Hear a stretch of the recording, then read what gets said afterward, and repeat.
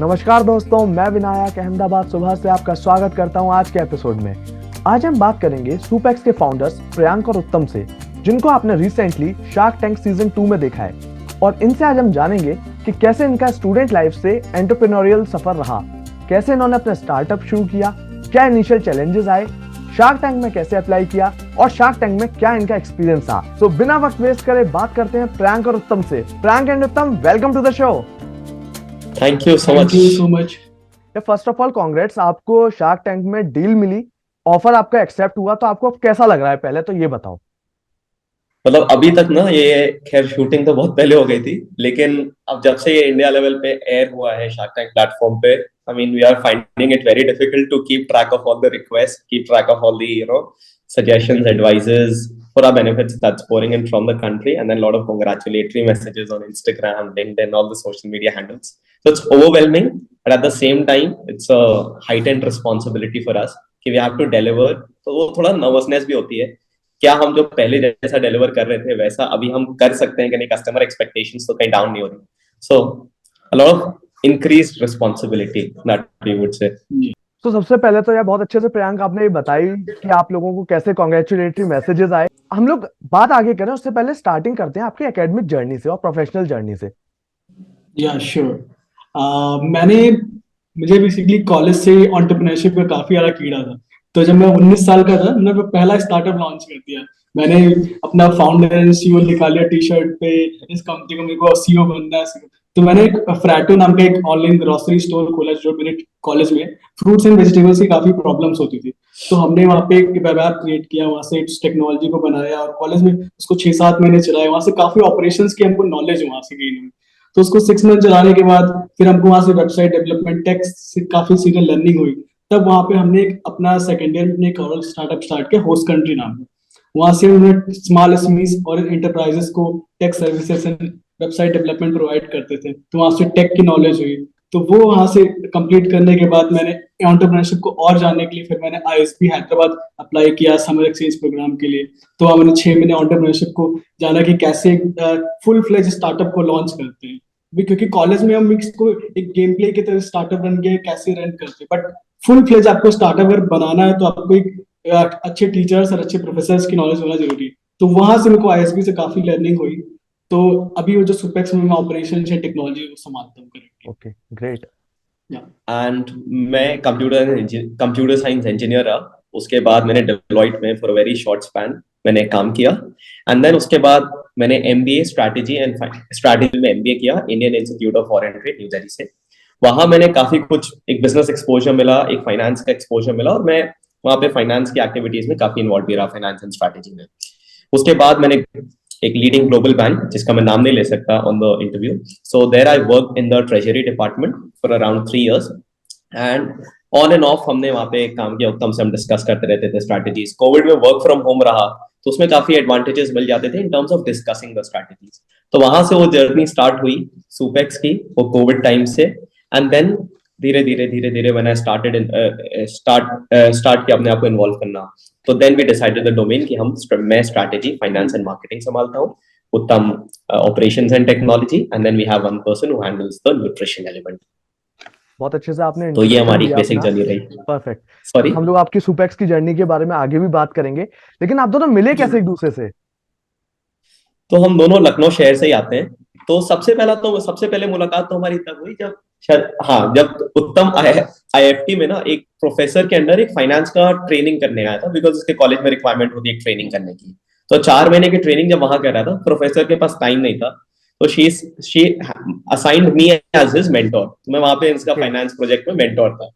वहां पे बात हुई, लगा भाई मैं एंटरप्रेन्योरशिप का कीड़ा अलग लेवल पे। तो उस टाइम पे मेरा स्टार्टअप था, तो मेरे को थोड़ी हेल्प चाहिए थी कैसे इसको और ग्रो किया। तो पुराने स्टार्टअप में हम इसको क्लाइंट्स थोड़ा बहुत दिलवाते थे, कुछ पैसे बन जाते थे, अच्छा लगता था मुझे भी, और ना एक आइडिया इनसाइट्स मिलती थी मुझे ऑन ग्राउंड, तो वो मुझे बहुत अच्छा लगा। फिर वो हमारा कम्युनिकेशन ऑफ हो चुका था उस समय तक। फिर कोविड का टाइम आया तो हम दोनों लखनऊ में थे और वहां पे फूड डिस्ट्रीब्यूशन ड्राइव में पार्ट लिया।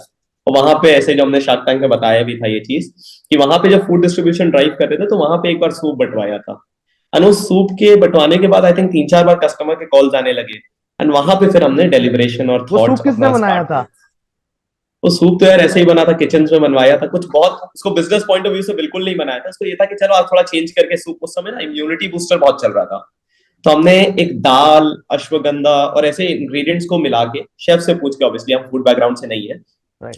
तो हमने वो बटवाया था इम्यूनिटी बूस्टर सूप कह के।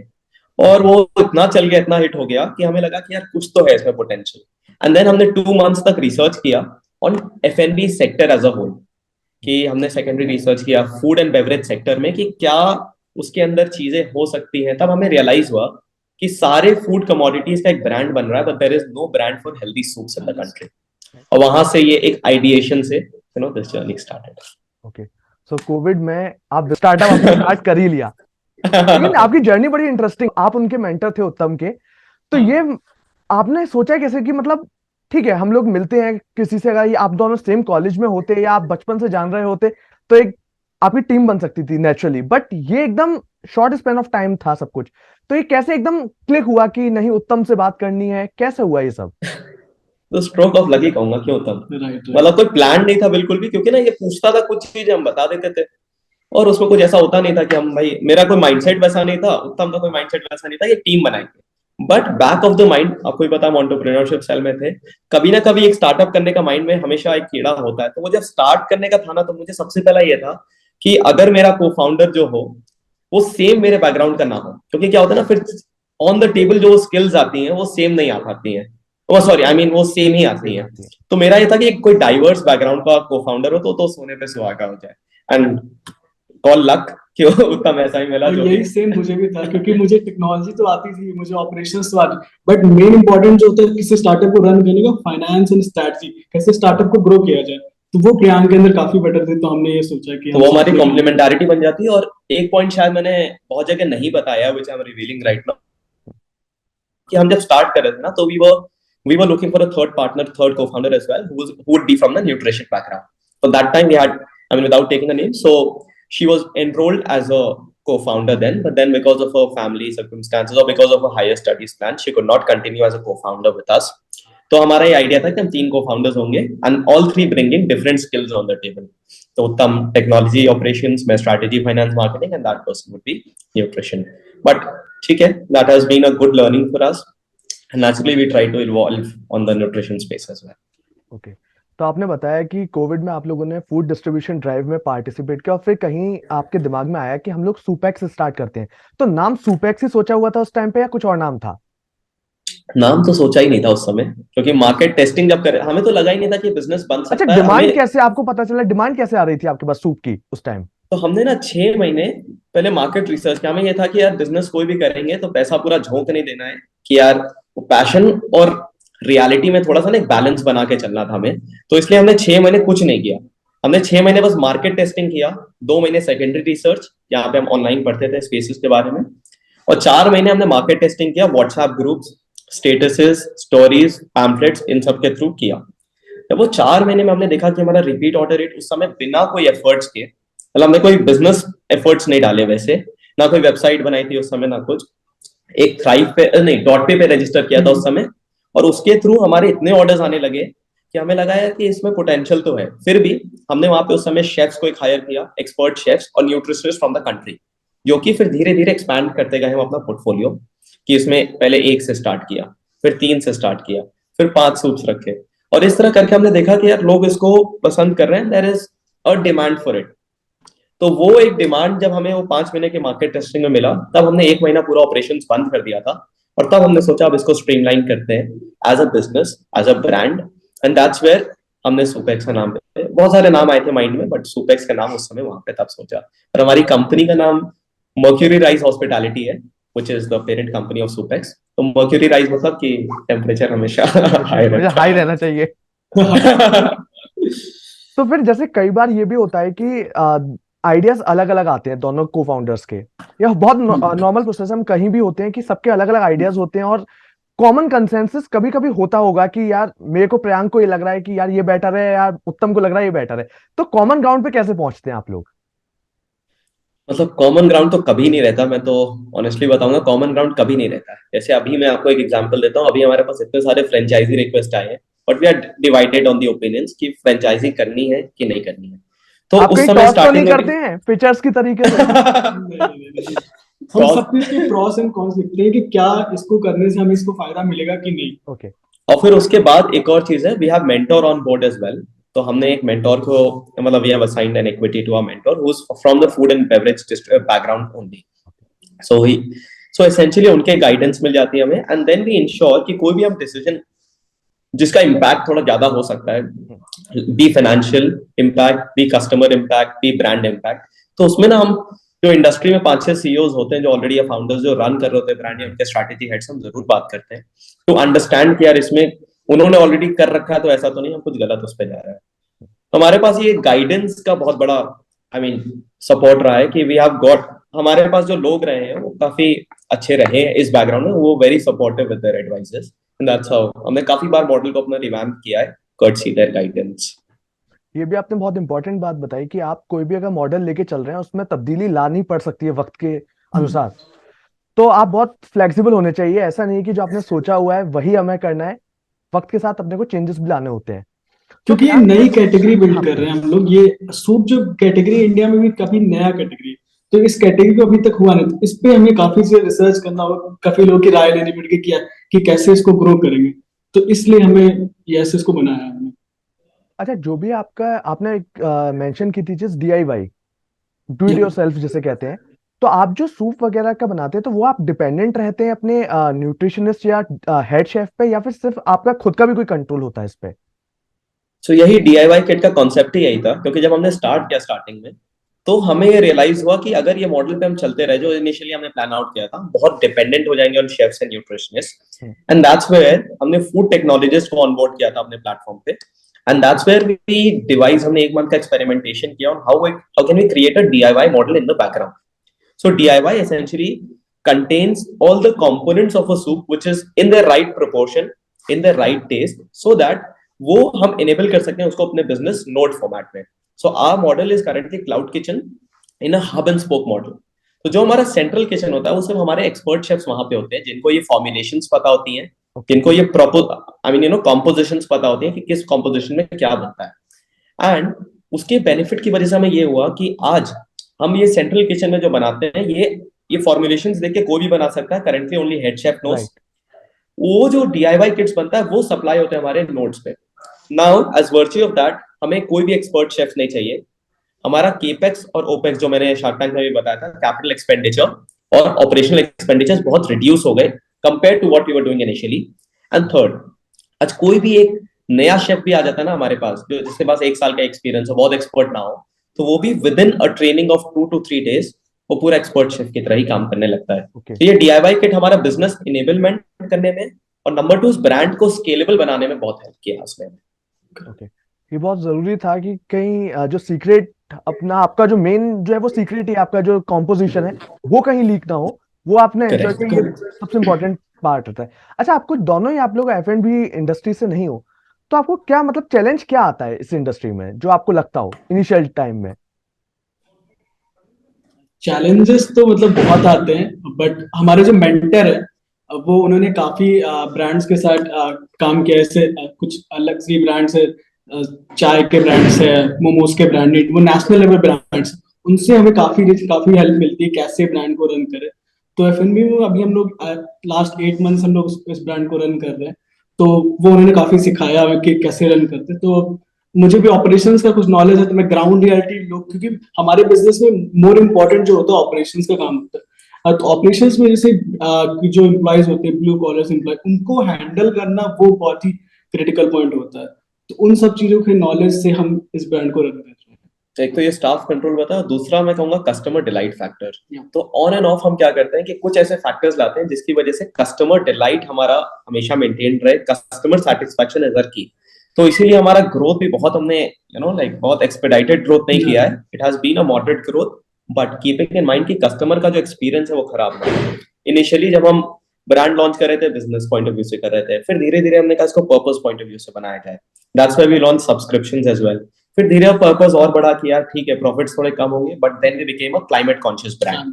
तो हमने पैकेजिंग में से प्लास्टिक एलिमेंट्स जीरो कर दिया, glass jars, wooden palm tree spoons, everything eco friendly.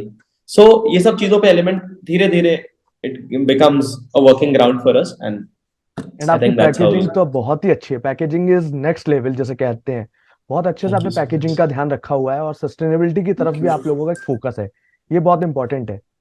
जो आपने बात बताई मुझे पैकेजिंग से पहले की, वो थी आपकी सब्सक्रिप्शन। तो थोड़ा सा Yeah. सब्सक्रिप्शन के बारे में बताइए आप। तो हुआ क्या, मैं आपको बताऊं इसकी जर्नी कैसे स्टार्ट हुई। हम जब कस्टमर्स ऑर्डर करते थे हमारे प्लेटफॉर्म पे, किसी ने एक बार ऑर्डर किया, फिर 2 दिन बाद ऑर्डर किया, फिर 4 दिन बाद ऑर्डर किया, तो हमने देखा कि हमारे रिपीट रेट्स उस समय जब हमने स्टार्ट किया था अराउंड 45-60%, 45 to 60% हमारा मार्च से लेके अप्रैल मई जून तक आने लगा था, 45 to 60%। देन कस्टमर्स कॉल्ड अस कि यार प्लीज आप व्हाट्सएप पे ऑर्डर ले लो। तो हमने स्टार्टिंग में एंटरटेन करने के लिए लिया भी व्हाट्सएप पे ऑर्डर्स, कि ठीक है आप दे दो, हम बैकग्राउंड में मैन्युअली डालते थे ऑर्डर्स और वो हो जाता था प्रोसेस। टर्न आउट कि धीरे धीरे जैसे हम और चीजों में इन्वॉल्व होने लगे, तो हमें वो व्हाट्सएप ऑर्डर मैनेजमेंट बहुत मुश्किल होने लगा। कई बार मैनुअल एरर्स भी हो जाती थी, तो 10 बार हम फोन पे लगे रहते थे। And that's when we realized, मतलब again when we had head of nutrition, उनके साथ हम बैठे, एंड देन वी रियलाइज कि हम इसको एक पूरा सब्सक्रिप्शन चैनल एक अलग से लॉन्च कर सकते हैं for these people, for these customers like these, not for उनके एडवांटेज के लिए नहीं, बट पहले हमारे एडवांटेज के लिए ज्यादा था कि हमारी ऑपरेशनल जो डिपेंडेंसीज थी वो कम हो जाएंगी। तो हमने एक बार सब्सक्रिप्शन, बहुत ही उत्तम, क्योंकि टेक्नोलॉजी बैकग्राउंड का, इसने एक बेसिक सा वेबसाइट बना दिया सब्सक्रिप्शन के लिए। 2-3 लोग आए, हमारा काम बहुत आसान हो गया। हमने कहा ये तो बढ़िया है। तब हम न्यूट्रिशन पॉइंट ऑफ व्यू से हमने फिर न्यूट्रिशनिस्ट जो हमारे फूड टेक्नोलॉजिस्ट हैं, डाइटिशियंस, उनको कंसल्ट किया। पहले हमने सोचा था एक डाइटिशियंस का प्लेटफॉर्म बनाएंगे, बट वो मॉडल चल नहीं पाया। दैट्स वेयर फिर हमने अब सब्सक्रिप्शन का एक बेसिक मॉडल ये रखा है कि customer can come to a website, वो अपने फूड प्रेफरेंसेस, अपने उनके कुछ क्वेश्चंस होते हैं अराउंड देयर लाइफस्टाइल, वो आंसर करते हैं। उसके बाद अपना फूड प्रेफरेंसेस डालते हैं या फिर एलर्जेंस डालते हैं, उनको कोई एलर्जेंस तो नहीं है, gluten allergy, nut allergy, soya allergy. Then they enter the basic information about themselves, about their age, weight, जिससे हमारी न्यूट्रिशनिस्ट उनका बीएमआई कैलकुलेट करती है। And it's a flexible plan, they can choose between 3 to 28 days, और उनको कौन से days of the week में चाहिए वो, and they select the specific time slot. जैसे ही वो सबमिट करते हैं ये चीज, बैकग्राउंड में न्यूट्रिशनिस्ट एक प्लान क्यूरेट करती है, and then they send it to the customers at their specific time slot. So that's the idea कि हम इसको streamline ऐसे करते हैं। So it's completely based on the users health goals. Okay, so आप मतलब प्रोडक्ट्स के साथ हेल्थ का भी थोड़ा ध्यान रखते हैं कि लोगों को, अच्छा जैसे किसी को वेट रिड्यूस करना हो, तो क्या आपके कोई ऐसे प्रोडक्ट्स हैं जिससे वेट रिड्यूस करने का भी हो सकता है? करेक्ट, हमारे पास, हाँ, मतलब प्राइम ऑब्जेक्टिव जो हमारा सब्सक्रिप्शन का है वो define to the health goals ही है। तो जैसे लौकी सूप है हमारे पास, पंपकिन सूप है, तो दीज आर सूप स्पेसिफिकली लौकी सूप डायरेक्टेड पीते हैं टुवर्ड, लोग?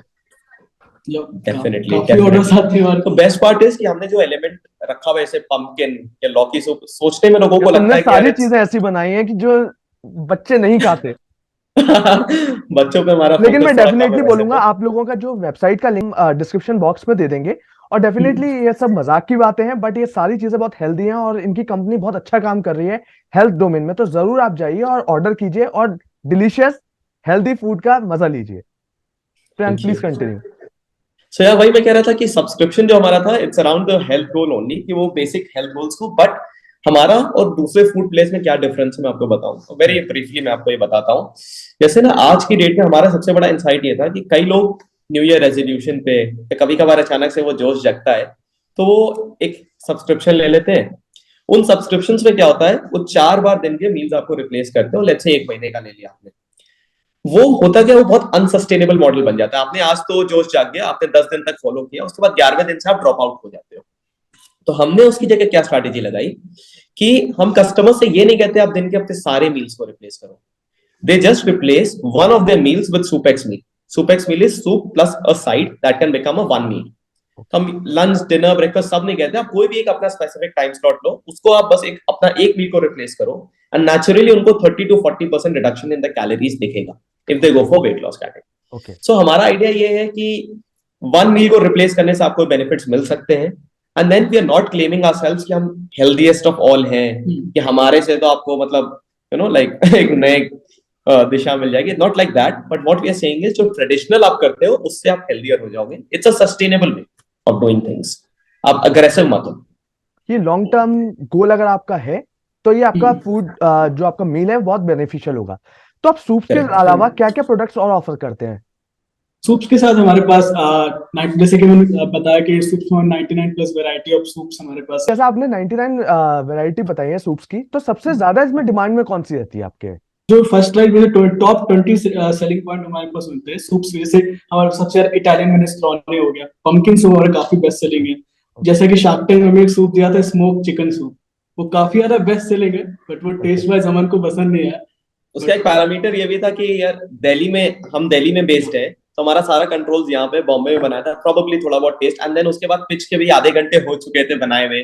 तो main I am not sure why Aman did not like अभी इट, बट शार्क हमारा टैंक वहां वाले पर पर भी बेस्ट आएंगे, अभी तो आपके प्रोडक्ट और कंपनी के बारे में डिस्कशन चल रहा है, उस पर भी होगा। तो यार हमारे पास साइड्स में लाइक हम कंप्लीटली मैदा एलिमिनेट कर चुके हैं अपने कोई भी प्रोडक्ट में से। मैदा है ही सो नहीं। इट्स लाइक मतलब मैदा का हमारे जैसे मान लो मैदा ब्रेड्स आते हैं तो उसकी जगह हम होल व्हीट ब्रेड्स यूज करते हैं, ऑल्दो वो नॉट 100% होल व्हीट नहीं होता है, बट देन जो ट्रेडिशनल से मैदा ब्रेड्स आते हैं वो सब यूज नहीं मच करते हेल्दियर। हैं। Much healthy, that's what we said, that we are healthier but not the healthiest, क्योंकि सिर्फ आटे का तो ब्रेड बनता ही नहीं है, जो कंप्लीट आटा हो बाइंडिंग नहीं हो पाती, उसमें इश्यूज आते हैं, एंड देन उसका टेस्ट एलिमेंट भी लोगों को पसंद नहीं आएगा। ठीक है। तो हमारे पास सैलेड्स हो गए, ब्राउन ब्रेड सैंडविचेस हो गए, then we have whole wheat pastas, then we have veggie bowls which are in different variants. So these are some sides जो कि सूप के साथ हम उसको एक कंप्लीट मील बनाते हैं। बट कस्टमर्स हमारे ऑन डिमांड भी ऑर्डर कर सकते हैं, जिनको एक बार भी लेना हो या फिर सब्सक्रिप्शन भी ले सकते हैं। These are two different models for our business. तो अब बात करते Yes. हैं कि आपकी कंपनी और प्रोडक्ट के बारे में बात हो गई। अब बात करते हैं, जब आपने सोच लिया था कि आपको स्टार्टअप की तरफ जाना है, तो घर वालों को बताया या नहीं? नहीं, मेरा तो था ही नहीं, मतलब घर वाले तो मेरे पूरे खिलाफ थे कि एंटरप्रेन्योरशिप, क्योंकि मैं अपने फैमिली का पहला एंटरप्रेन्योर हूँ। मेरी फैमिली में पूरे वही गवर्नमेंट एम्प्लॉय सब लोग। तो मैं तो फैमिली से झूठ बोल के निकल गया कॉलेज, कि उससे कोविड का था, कॉलेज निकल गया, और हमने डिसाइड किया था कि हम लोग इसको थोड़ा मार्केट रिसर्च करेंगे, कैसे करेंगे। तो वो इसलिए हम लोग दिल्ली आ गए और उसको मार्केट रिसर्च करने लगे। तो फैमिली को तो काफी दिन बाद पता चला, जब हमने पूरा सब कुछ मार्केट रिसर्च फाइनलाइज कर लिया, जब हमने फुल फ्लेज को कंपनी बनाई दिसंबर 2020, तब जाके काफी डांट भी मिली फैमिली से, बट एज ए प्रियांक ने काफी फैमिली को मेरे सपोर्ट भी के बताया कि हम साथ में कैसे कर रहे हैं। तब जाके अब जाके उन्होंने काफी रिस्पॉन्स अच्छा देखा। जब शार्क टैंक उन्होंने देखा तो उन्हें लगा हाँ लड़का कुछ कर रहा है। ओके। उन्हें बहुत गर्व मेरी भी फैमिली होगा। Was supportive. हाँ, आपके सपोर्टिव थे। तो मेरी फैमिली बिजनेस बैकग्राउंड से ही है, तो they were supportive of the fact, they were just like कि एक बार यार देख लो क्या इसका पोटेंशियल है, रिस्क है कि नहीं, बट दे वर लाइक ठीक है, if you have thought of something take that plunge, अपने आप को प्रूव करो राइट, एंड तुमने जो भी डिसीजंस लिए अपने लिए अच्छे ही लिए डिसीजंस, तो ये भी अच्छा ही होगा। तो दे वर लाइक कि पूरा फ्लेक्सिबिलिटी है रिस्क लेने की। तो आपने जैसे उत्तम ने बताई पूरी स्टोरी की, उनके पेरेंट्स से थोड़ा सा उन्होंने समझाने की कोशिश करी बाद में। प्रियांक के पेरेंट्स रेडी थे, तो जब आप सुपेक्स का आइडिया लेके आए या आप लोग दोनों ने फाइनलाइज किया, तो आपने प्रियांक अपने पेरेंट्स से पूछा है, उनको एक बार बताया कि ये हम इस पे काम करना चाहते हैं, क्या ये आइडिएशन ठीक पे है या तो नहीं? ओके। आइडिएशन पे नहीं, आइडिएशन हम ना थोड़ा आइडिएशन पे हम खुद नहीं श्योर थे, तभी हमने मार्केट टेस्टिंग की आइडिएशन के बाद कि वो, क्योंकि एक ना नया कैटेगरी ऑल टुगेदर जब होता है तो हमारे पास कोई एक्जिस्टिंग कॉम्पिटिटर्स होते नहीं है जिसको हम मैप कर सके। तो हम ये देखते हैं कि डिमांड क्या, हम उसको एक छोटे लेवल पे उसको सिमुलेट करके देख सकते हैं कि वो चलेगा कि नहीं, क्या उसको स्केलेबल बना सकते हैं कि नहीं। तो सब क्वेश्चंस हमारे माइंड में खुद था, नहीं ऐसा तो नहीं हम सारे पैसे उसमें बर्बाद कर दें और फिर वो कुछ बन ही ना पाए, तो इसलिए हम स्लो एंड स्केलेबल मॉडल पे चल रहे थे। ओके। तो आपने ये भी बताया था प्रियांक कि जब आप जॉब कर रहे थे और दिन में जॉब करते थे, रात को काम करते थे सुपेक्स पे, वो भी थोड़ी सी जर्नी के बारे में बताओ, क्योंकि ये सबसे इंटरेस्टिंग है। Yes, I think that was an interesting journey for me as well, क्योंकि ना होता क्या था कि अब उत्तम दिन में लगा रहता था ऑपरेशंस में, तो हम दिन में और मैं दिन में तो जॉब करता उत्तम, था। आप काम नहीं कर रहे थे उस टाइम पे, आप फुल टाइम सुपेक्स पे थे? मैं फुल टाइम में उत्तम फुल टाइम लगा हुआ था। और मेरे साथ ये था कि इनिशियली हमने डिसाइड किया था कि एक मंथ था where I will start joining, क्योंकि उस समय हमने सोचा था कि फंडिंग रेज हो जाएगी एंड सब कुछ बढ़िया हो रहा है, क्योंकि स्टार्टिंग में ना हमें 2 कमिटमेंट्स मिल चुके थे फंडिंग के। तो हमने कहा अब तो सही है, अब 1 महीने बाद आ ही रहा हूँ मैं जॉब पे, जॉब छोड़ के, एंड फुल टाइम बिजनेस करेंगे। तो हमारा सब कुछ प्लान बन चुका था, अभी ऐसा ऐसा करेंगे। टर्न्ड आउट कि उस समय रिसेशन के काफी न्यूज चलने लगे, macro economic scenarios was really on the negative, तो उस वजह से वो फंडिंग हमारी हो नहीं पाई। हमने कई लोग को फिर पिच करना स्टार्ट किया। What happened was we made around 50-60 pitches तब, इस 1 महीने 2 महीने के दौरान में, जैसे हुआ कि फंडिंग मिल जाएगी, क्योंकि हमें उस मॉडल को कहीं ना कहीं से तो बिजनेस चलाना है पैसे लगा के। तब हमने बैठ के, मैं, उत्तम और हमारे मेंटोर बैठे साथ में, तब ये डिसाइड किया कि देखो थोड़ा सिनेरियो तो जो है सो है, we have to accept that fact, but इसका सोल्यूशन ढूंढना है। तो हमने सोल्यूशन ये ढूंढा कि मेरे जो डोमेन्स थे, स्ट्रैटेजी, फाइनेंस और मार्केटिंग, ये मेरा ऑनलाइन बेस्ड डोमेन्स है। इसको अगर मैं फिजिकल प्रेजेंस किचन में ना भी रहूं तब भी चल जाएगा। तो दैट्स वेयर आई डिसाइडेड कि ठीक है, मैं जॉब कंटिन्यू करता हूं, और जो मेरी सिग्निफिकेंट पोर्शन ऑफ सैलरी है आफ्टर माई एक्सपेंसेस, मैं उसको बिजनेस में इन्वेस्ट करता हूँ, नंबर वन, जिससे हमारे खर्चे चलते रहे। जो एबिटा नेगेटिव की हमने बात की थी, थोड़ा बहुत हमारा लॉसेस हो रहा है, वो उससे पहले तो कवर हो आप जाता है। एबिटा के बारे में थोड़ा सा बताओ, क्योंकि दर्शकों को समझ नहीं आया होगा, कई दर्शकों को। वो मैं बताता हूँ इसके बाद। तो वो हमारा जो लॉसेस है एसेंशियली, वो हमारे कवर हो जाए, नंबर वन। नंबर टू, फिर रात में हम बैठते थे कभी 10 बजे, कभी 11 बजे, डिपेंडिंग अपॉन आवर मूड, 4 बजे तक बैठते थे, 3 बजे तक बैठते थे, और स्ट्रैटेजाइज सुबह करते के थे तीन नेक्स्ट और डे। 4 बजे तक बैठते थे? जी, बैठना पड़ता था, बिकॉज वही हमारा टाइम था जिसमें हम एक साइलेंस में एक कॉन्टेम्पलेट कर सकते थे, अच्छे से सोच सकते थे। तो आई थिंक वो जो हमारे डिस्कशन थे ना, वो दी हेल्दीएस्ट ऑफ ऑल डिस्कशन थे। हमारा एक हेल्दी प्रोडक्ट है, बट वो हमारे हेल्दी थॉट्स थे, जो बहुत ही ज्यादा प्रोडक्टिव रहे हमारे लिए। और जब हमें पता होता ना कि टाइम की क्रंच है, तो वैल्यू पर यूनिट टाइम बहुत अच्छे से निकल के आता है। तो हमने रियलाइज किया कि कम घंटों में हम इतना ज्यादा काम कर रहे थे उस समय, और इतना प्रोडक्टिव फील कर रहे थे। तो I think that was the journey, कि जॉब के साथ वो करना, obviously very difficult on the health, right. Very difficult on the sleep cycle, but then that's how the business was sustained. बहुत अच्छे से आपने बताया कि आपने कमिटमेंट होना चाहिए प्रियांक। इसका मतलब ये है कि अगर आपका कमिटमेंट है तो टाइम और परिस्थिति मायने नहीं रखती। आपका कमिटमेंट और पैशन होना चाहिए, तो आप टाइम निकाल लेते हो। एबिटा रह गया। एबिटा का मैं एक ना थोड़ा, मैं क्योंकि फाइनेंस बैकग्राउंड से हूँ, और नॉन फाइनेंस लोगों को मैं एक बहुत ही सिंप्लीफाइड में बताता हूँ एबिटा क्या होता है। सबसे पहले जो आप कस्टमर से पैसा कमाते हो उसको कहते हैं रेवेन्यू। ठीक है, तो जो कस्टमर ने पैसे दिए, मान लो 100 रुपए दिए, हो गया रेवेन्यू। उसके बाद मान लो उसको बनाने में 40 रुपए आ गए, तो आपने 40 रुपए लगा दिए, उसको कहते हैं रॉ मटेरियल। तो अब मेरे पास बचा 60 रुपए। ठीक है, अब उसके बाद आप सैलरीज पे करते हो, अपने general expenses like electricity and ये सब पे करते हो, मेंटेनेंस एक्सपेंसेस करते हो, या एडमिन एक्सपेंसेस करते हो। वो एक्सपेंसेस हटाने के बाद जो आपका पैसा बचता है, उसको आप कहते हो एबिटा, जिसका मतलब होता है earnings before interest, tax, amortisation and depreciation. तो वो होता है एबिटा। क्योंकि डेप्रिसिएशन एंड एमोर्टाइजेशन एक सेपरेट कॉन्सेप्ट होता है। जब हम कोई मशीनरी खरीदते हैं तो उसका कॉस्ट कई सालों में निकालते हैं, तो उसको डेप्रिसिएशन कहते हैं। तो ये सब कॉस्ट हटाने से पहले, इंटरेस्ट, टैक्स और डेप्रिसिएशन को हटाने से पहले जो हमारा प्रॉफिट होता है, उसको कहते हैं। देखिए, आपको डिस्कशन के साथ साथ फाइनेंस की नॉलेज भी मिल रही है यहाँ पर प्रियांक के द्वारा और उत्तम के द्वारा। बहुत बढ़िया। तो आपने बहुत अच्छे से बताया, क्योंकि काफी लोग तो एबिटा भी सर्च कर रहे हैं अभी तक कि बेटा क्या होता है, हमें समझ में ही नहीं आ रहा। तो आपने बहुत मैंने अच्छे देखा यूट्यूब में कई सीएस ने वो क्लिप को दिखाया है स्पेसिफिकली, जहां मैं बोलता हूँ एबिटा नेगेटिव, और फिर उसको एबिटा समझाते हैं। तो यार तो आपने फाइनेंस एक्सपर्ट्स के लिए भी एक टॉपिक छोड़ के गए आप, कि आप उसमें से पढ़ सकते हो। तो फिर एपेक्स, हाँ जी। ओपेक्स ये तो काफी हाँ, लंबा है। कैपेक्स और ओपेक्स भी आप बता ही दो, आप बता ही रहे थे। अरे नहीं, ठीक है। एक्सपेंडिचर्स मतलब हमेशा दो तरीके के होते हैं, एक होता है capital, which is capex, capital expenditure, और एक होता है ओपेक्स, ऑपरेशनल एक्सपेंडिचर्स। तो जब आप कोई बिजनेस चलाते हो, तो उसमें जब आप मशीनरी के लिए खर्चा करते हो, प्लांट्स खरीदते हो, प्रॉपर्टी खरीदते हो, that is a capital expenditure. और जो दिन दिन दिन में जो खर्चे होते हैं, I mean to run the day to day operations, जो बिजनेस में खर्चे होते हैं, उसको कहते हैं operational expense. That's called opex in short form. Okay अब ओके। आप फ्लो में ओपेक्स और केपेक्स ही निकलता है, तो हाँ फिर वही बोल बिल्कुल, दिया था लेकिन शॉर्ट अब फॉर्म दर्शक समझ पाएंगे जब ये वीडियो देखेंगे कि केपेक्स, ओपेक्स और बेटा क्या होता है। अच्छे से एक्सप्लेन में। कर दिया आपने। अच्छा, फिर आप लोगों के शार्क टैंक का कैसे दिमाग में आया कि शार्क टैंक में जाना है? ये भी ना, it's a stroke of luck और हुआ। इससे पहले मैं एक और चीज पूछूंगा कि जब आपके दोनों इन्वेस्टर्स आपसे बैक हो गए थे, उन लोगों ने नहीं किया इन्वेस्ट, तो वो कितना डिसअपॉइंटिंग मूवमेंट था आप लोगों के लिए? वो तो मतलब बिजनेस हमारा हिल गया था उस समय, मतलब जो हमने बिजनेस प्लान कर रखा था वो पूरा हिल गया था, क्योंकि हमने सोचा था इसके बाद यहाँ जाएंगे, उसके बाद ये करेंगे, इस पैसों से ये जो करेंगे। प्लान्स बनाए थे वो रुक गए। तो वो सारे प्लान रुक गए थे। फिर हमने कहा नहीं यार, जो अभी करंट किया उसको तो सस्टेन करना, उसको हम रोल डाउन नहीं करेंगे। हम्म। तब हमने चार्ट आउट किया था। तो it was a very disappointing moment to say so, but हमें ये पता था हमें कोई ना कोई सोल्यूशन तो निकालना ही, और हम निकाल ही लेंगे। तो वो चांस की बात है, वो निकल भी क्या गया वो सोल्यूशन इन्वेस्टर्स वो। अब रिग्रेट कर रहे हैं? ये तो हम उनसे पूछ के आपको बता देंगे। But no no, but they are very supportive on the okay. Front, क्योंकि उनके भी मैंडेट्स होते हैं, इन्वेस्टर के मैंडेट्स होते हैं। So not, no disregard to that investor, but उन्होंने ओके। सपोर्ट उसके बाद इन टर्म्स ऑफ एडवाइजरी की हमारी, बट वो ठीक है, we agree to the fact कि उस समय मैक्रो इकोनॉमिक सिनेरियो ऐसा था। ठीक है। तो फिर शार्क टैंक के बारे में आप बता रहे थे कि कैसे दिमाग में आया।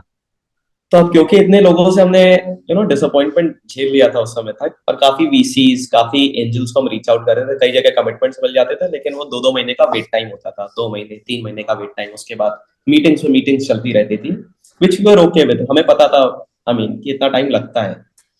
और फिर उस समय हमें ये पता था कि यार बिजनेस तो चलाना है, उस समय हमने ग्रोथ अपना कम कर रखा था, सस्टेन करने का ज्यादा फोकस था।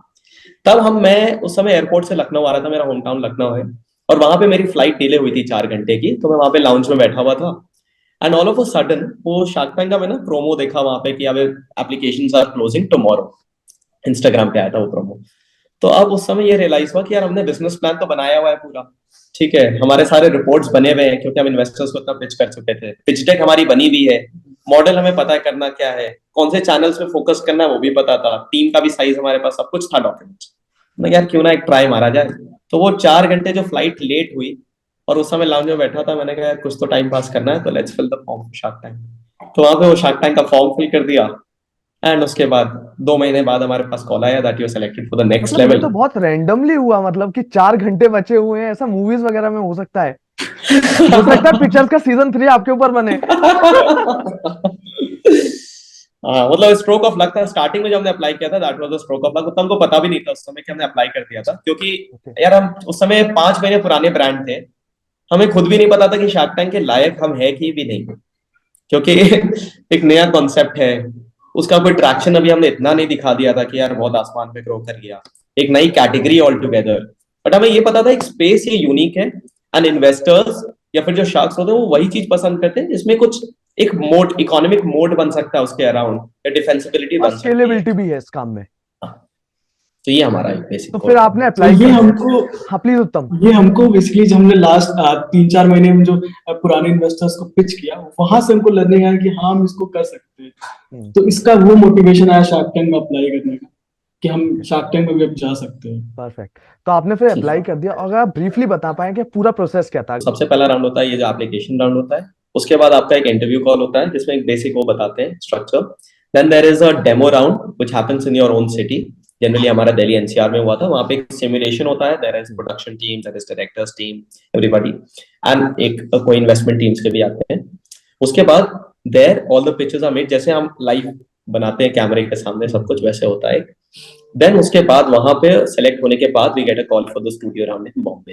सो ओके। वहां पे हमारा फाइनल पिच होता है, एंड तो देन आप उसमें से कई लोगों को इन्वेस्टमेंट्स मिलते हैं, कई को नहीं मिलता है, कई टेलीकास्ट होते हैं, कई नहीं होते हैं, so that's the call of the कई लोग टेलीकास्ट होने के बाद इन्वेस्टमेंट लेने के बाद इंटरव्यू देते हैं। फ्लैश। तो प्रियांक, ये तो आप हो गए, आपने सिलेक्शन का भी पूरा बता दिया कि जिन लोगों को भी अप्लाई करना है आगे वो कैसे कर सकते हैं। तो फिर आपका डी डे आता है, तो उससे एक रात पहले या उस दिन क्या फीलिंग्स थी, कैसा माइंड था, दोनों बताओ अपना। मैं तो मतलब हम दोनों साथ में थे, होटल रूम में थे बॉम्बे में। सो हमने ये डिस्कस किया था यार कि एक दिन पहले कोई टेंशन नहीं लेना, जो होगा सो होगा। सो एक रात पहले हम लोग चिल कर रहे थे काफी। एक दिन पहले की बात करूं, डे टाइम में चिल करने की कोशिश कर रहे थे, हो नहीं पा रहा था बार बार, तो कुछ ना कुछ क्वेश्चंस पे डेलिब्रेशंस हो रहे थे, और लोगों को देख रहे थे, बहुत नर्वसनेस हो रही थी, क्योंकि ना वहां पे और भी कंटेस्टेंट्स जो आए थे वो इतना ज्यादा प्रिपेयर करके आए थे, there were so many equipments with them. So हम उसको देख देख के बार बार ओवरवेल्म फील कर रहे थे यार कि हम शायद। काफी एक्साइटिंग भी था। हमने हमने बेसिकली पुराने जो लास्ट सीजन 1 के जो काफी पिक्चर्स आए थे उनके भी पिक्चर्स देखे थे, कैसे 7 क्वेश्चन पूछ रहे हैं, वो हमें काफी फायदा मिला वहां से। तो 1-2 दिन पहले तो हमने यही पूरा देखा कैसे क्वेश्चन आ रहे हैं, तो वो हमने खुद से बात किया कि ये मतलब एक तरह से प्रियांक मुझसे कुछ क्वेश्चन पूछते थे, मैं उनसे पूछता था, तो वो प्रिपरेशन हमें तो वहां कोई से चली क्वेश्चन गई। रिपीट हुआ जो आप लोगों ने एक दूसरे से पूछे। कहाँ मिले क्या, बहुत क्वेश्चंस ओवरलैप हुए, but yeah I think overall it was a great experience and once in a lifetime thing for us. बिल्कुल। फिर बात करते हैं आगे शार्क टैंक की। तो पहले तो एक सवाल जो सबसे इंपॉर्टेंट, कि अश्नीर सर नहीं थे तो उसका आपको अफसोस था या खुशी थी। न्यूट्रल थे यार, मतलब बिल्कुल। अब शायद हो सकता है हाइंडसाइट में अब लगता है कि अच्छा था नहीं थे।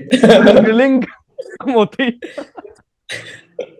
हाँ, ग्रिलिंग, मतलब हाँ, अश्नीर सर तो एकदम उड़ा देते हैं अगर उनको कुछ समझ नहीं आता, तो यही लग रहा था कि ठीक है, अच्छा हुआ अश्नीर सर नहीं थे, बट शायद उनके बिजनेस इनसाइट्स काफी, फीडबैक बहुत स्ट्रेट फॉरवर्ड होते हैं, तो वो भी काफी हेल्पफुल होते हैं। बिल्कुल, डेफिनेटली। फिर जब आपने सूप दिया, चारों पांचों शार्क्स को, तो जब आपको अमन सर ने बोला कि सूप में थोड़ा सा टेस्ट बेटर हो सकता था, या एक दो लोगों ने और दिया, तो आपको कैसा उस टाइम पे लगा कि ये हो सकता है कि नहीं, डील होगी कि नहीं, कुछ उस टाइम मतलब पे डर कितना था? बैक ऑफ द माइंड ना ऐसा था, मैं बताऊं, कि हमें ये पता था कि एक नेगेटिव, पहला नेगेटिव आया ना, हम तो सोच के गए थे सब कुछ पॉजिटिव। पूरा जब पहला नेगेटिव आया तो लगा कि वो नेगेटिव से हमें ना एक सेकंड में उभर के अगले क्वेश्चंस के लिए प्रिपेयर होना था। तो पहला जब नेगेटिव आया तो जैसे अमन को आपने देखा होगा, अमन सर ने बोला जैसे ही कि स्मोक चिकन पसंद नहीं है, मैं तो समझ नहीं आया, मैंने बोला स्मोक चिकन तो अच्छा होता है, आई मीन कि वो बेस्ट सेलर होता है, बिल्कुल। क्योंकि तो क्योंकि वो बेस्ट सेलर होता है, मैं एक्सेप्ट नहीं कर पाया यार कि पसंद नहीं आया। हम्म। लेकिन ऑन द स्पॉट माइंड में ये चल रहा था, ऑन दैट स्पॉट, कि यार मतलब इस क्वेश्चन से मूव ऑन करना है मुझे, इस नेगेटिव को नहीं माइंड में लेके चलना, क्योंकि होता है आप क्लटर होने लगता है वो नेगेटिव। राइट। तो हमने कहा हटाओ, भूल गए ये क्या बोला, अभी next question, next question, next question, जो नेगेटिव वाला साइड कर रहे हैं, पॉजिटिव से खुश हो के जवाब दे रहे थे अपना। And that time I knew, क्योंकि हम लोग काफी एमबीए की जब प्रिपरेशन करते हैं, बहुत स्ट्रेस इंटरव्यूज भी होते हैं, तो वो चीजें प्रिपेयर थे यार कि हाँ ठीक है, स्ट्रेस तो होना ही है interview, but you have to be calm and be ready to answer the next question positively. तो वो सच्चाई जो स्टोरी में थी, आई थिंक पीयूष को सबसे अच्छा वो लगा था, जो वो जेन्युइननेस जो थी उनको लगी, वो वहां पे उसको काफी और better एक स्ट्रगल वाला फैक्टर काफी, मतलब जो हमारा इंटरव्यू होता है वो काफी लंबा हुआ था, उसमें से कुछ स्निपेट्स ही टीवी पे दिखाए जाते हैं। सो बट और Piyush had a very good feedback. आपका जो वो था कि आप रात को अपना काम करते हो, सुबह जॉब करते हो, शायद वो भी उनको पॉइंट बहुत अट्रैक्टिव लगा, और काफी लोगों ने रिलेट भी किया कि ये लोग भी ऐसे ही करते थे स्टार्टिंग में अपना। तो इनिशियली क्या हुआ था, जैसे मैंने वो वर्ड बोला था तो आपने अमन का रिएक्शन देखा होगा, how can you do this, मतलब it's wrong. But then we explain to them the background, कि वो बैकग्राउंड क्यों हमने ऐसा किया, ऐसा नहीं था कि वी वर सिक्योरिंग या फिर हम ऐसा कर रहे थे। तो फिर अनुपम ने कन्फेस किया कि हाँ उन्होंने भी अपना जो स्टार्ट किया था वो ऐसे ही किया था, पीयूष ने भी बोला था कि मतलब हाँ ऐसे करते हैं लोग, काफी एंटरप्रेन्योर्स बिल्कुल। इसको। और करना पड़ता है खर्चे चलाने के लिए। बिल्कुल। खर्चे से देन दे ज्यादा मैं एक अप्रिशिएटेड। क्वेश्चन आगे पूछूंगा, एक और यहाँ पे फाइनेंस का कंसेप्ट आपने बोला गया था, कैश बर्न। तो कैश बर्न क्या होता है, वो भी बताओ आप एक बार। मतलब कैश बर्न एसेंशियली होता है जब बिजनेस अपने एक्सपेंसेस को, मतलब अपने जितना रेवेन्यू है उससे सारे खर्चे नहीं मीट कर पाता है, तो उसे कहते हैं कैश बर्न। सपोज आपने 10 लाख रुपए कमाए और आपके खर्चे हो रहे 10.5 लाख रुपए, तो ये जो 50,000 रुपए इसे कैश बर्न कहते हैं, तो आप बर्न कर रहे हो 50,000 रुपीज पर मंथ। ओके। तो क्या होता है, कई बिजनेसेस स्टार्टिंग में बर्न कर रहे होते हैं क्योंकि उनको एक बिजनेस मॉडल सेट करना होता है, और इन द होप कि बाद में वो जो रेवेन्यूज बढ़ेंगे उनके खर्चे कम होते जाएंगे एंड वो अपने आप प्रॉफिटेबल बन जाएंगे। So the path before profitability is burn. Okay, great. तो फिर जब चार शार्क्स ने आपको रिजेक्ट कर दिया और लास्ट विनीता मैम बची, तो क्या था, मतलब दिमाग में क्या चल रहा था कि इनको कन्विंस कैसे भी करना है, कुछ भी करना है, क्या चल रहा था? मतलब देखो हमारे माइंड में ये था ना, हम बहुत नंबर्स लेके तो नहीं गए थे उस समय कि वैल्यूएशन, मतलब नंबर्स मतलब मैं हम ये लेके नहीं गए थे कि ये वैल्यूएशन पे लेना है, या फिर हमें बस ये था कि हमें डील इसलिए चाहिए क्योंकि ये इतने, ये जो हमें गाइडेंस दे पाएंगे, ये जिस तरह के हमें नेटवर्क्स को ओपन अप कर पाएंगे, जिस तरह के डोर्स हमारे ओपन कर पाएंगे, ये और कोई नहीं कर सकता। तो हमारा पॉइंट ये था कि हम बहुत ही नेसेंट स्टेज पे बिजनेस कर रहे थे, बहुत ही नए स्टेज के बिजनेस पे थे। हमें at this point in time we valued the advisors from them, their networks, their guidance more than the equity. शायद कई लोग इसको गलत भी कहेंगे, कई लोग इसको सही भी कहेंगे, हमारा ये पॉइंट ऑफ व्यू था। तो हमें ये था कि एक को एक शार्क तो हमें चाहिए ही चाहिए। तो वो आपने देखा, वो डेस्परेशन टू गेट दैट, एक जेन्युइन डेस्परेशन थी for funding plus the advice, तो दोनों चीज पैरामीटर साथ में थे, बिकॉज वो मैक्रो इकोनॉमिक सिनेरियो जो हमने आपको बताया, उस पॉइंट इन टाइम में हमें था यार कि अब हमें फंडिंग चाहिए ग्रो करने के लिए, और साथ साथ एक शाख ही चाहिए। Now we have come to that platform, तो ये मोमेंट हमारा हमें चाहिए। एंड सो वी, हमने विनीता से नेक्स्ट राउंड यही रिक्वेस्ट किया, नेक्स्ट क्वेश्चन मेरा यही था कि आपको अगर वैल्यूएशन पे लग रहा हो बोलो, अगर आपको बिजनेस में कुछ कमी में लग रहा है आप बोलो, हम उसको इम्प्रूव करेंगे। बिल्कुल। तो शी गॉट ऑन कि हाँ करते हैं। तो फाइनली डील हुई, और आप लोगों को आपका डील के हिसाब से आपका इक्विटी मिल गया आपको। फिर जब आप लोग रूम से बाहर निकले, तो सबसे पहला क्या काम किया आप लोगों ने? यार सबसे पहले तो ना पानी पिया वहां पे, क्योंकि इतना ग्रिल हो चुके थे। और फिर उसके बाद मतलब कुछ टाइम तो लगा यार हमें कि डील मिली है कि नहीं मिली, हमें समझ नहीं आ रहा था। वो रियल लग ही नहीं रहा था। वो ब्लैकआउट पिंच मोमेंट होता है पिंच करो। ना। क्योंकि हम ना बहुत समझ में नहीं आ रहा था कि खुश होना है या दुख होना है, या तब ये होना है कि क्योंकि कई लोग बाहर निकले, मिक्स्ड रिएक्शंस थे लोगों के, कि कई लोग कह रहे थे इक्विटी ज्यादा दे दी, कई लोगों ने कहा यार बहुत अच्छा डील मिलना बहुत जरूरी है। तो वो एक लोगों से वैलिडेशन सीख करना उस समय बाहर नेचुरल हो जाता है, कि आप जब निकल के आपको खुद नहीं पता आपका कैसा है, लेकिन लोग वहां बाहर कैमरे पे देख रहे थे। तो दैट वाज द मोमेंट, फिर हमें लगा टाइम टू डाइजेस्ट किया। We were on Shark Tank platform, we got the deal. Deal. And Vineeta was somebody whom we were, हमने जो टारगेट किया था एक दिन पहले, वो ये था कि विनीता क्योंकि हेल्थ एंड फिटनेस एंथुसियास्ट खुद है, she would have been a great value. तो विनीता हमारा टारगेट थी, but although we would have loved all the sharks to be in. Great यार, बहुत बढ़िया। तो फिर अच्छा, एक चीज और मेरे दिमाग में है कि जैसे अपन लोग एग्जाम वगैरह देने जाते हैं, वाइवा इंटरव्यू होता है, तो बाहर निकलने के बाद पूछते हैं कि यार क्या पूछा। तो वहां पर ऐसा होता है कि जो बाकी पार्टिसिपेंट्स निकलते हैं उनसे पूछते हैं कि क्या हुआ, क्या पूछा, कुछ ऐसा होता है? हाँ, होता है काफी। हमसे मतलब हमसे पहले जब गए थे उनसे हमने भी काफी पूछा था कि क्या क्या चल रहा है, कैसे क्वेश्चंस आ रहे हैं। तो वैसे ही जैसे हमें डील मिली, लोगों ने काफी एक्साइटमेंट, देखो वाह डील मिल गई को। फिर हमसे भी क्वेश्चंस पूछे, अरे क्या क्वेश्चंस पूछे, कैसे क्या पॉइंट्स आ रहे हैं। तो हमने भी काफी उन लोगों को हेल्प की कि ये सब आप कर सकते हो। तो ये हेल्प उनको हमने दिया। और बस। ग्रेट। प्रियांक, दो सवाल और हैं, उसके बाद हम लोग वाइंड अप करते हैं अपने इंटरव्यू। पहला तो ये क्वेश्चन कि इंडिया में स्टार्टअप को या अपना जर्नी, आप खुद का कोई काम स्टार्ट करते हो, उसको टैबू की तरीके से देखा जाता है। आज भी एक रियलिटी है कि बहुत कम लोग इसे एक्सेप्ट कर पाते हैं कि अगर आप जॉब में हो, जॉब छोड़ के काम अपना खुद का स्टार्ट करना चाहिए। उस पर आपकी क्या एडवाइस होगी? मैं कहूंगा अब ये टैबू कम हो गया है। पहले बहुत ज्यादा ये टैबू होता था कि यार खुद का काम कर रहा है, लग रहा है इसको जॉब नहीं मिली इसलिए कर रहा है खुद का काम। तो ये टैबू पहले होता था। I think through this platform, shark Tank platform, the mindset of people have changed. लोगों को पता है इक्विटी क्या होता है, लोगों को पता है लोन क्या होता है, लोगों को ये पता है कि बिजनेस की वैल्यूएशन कैसे होती है। आई थिंक ये एक बहुत बड़ा स्टेप है। लास्ट ईयर आप अगर ये क्वेश्चन मुझसे पूछता, मैं कह सकता था कि टैबू होता है, बट क्योंकि सीजन 1 इसका इतना हिट हुआ, सीजन 2 में आई थिंक सोनी ने अभी पोस्ट किया कि 5x व्यूअर्स है। तो दैट मींस इंडिया वो समझ रहा है वो चीज। तो जो व्यूअरशिप है, that's a testament to the fact कि हाँ यार लोगों में एक एक्सेप्टेबिलिटी आ गई एंटरप्रेन्योरशिप की।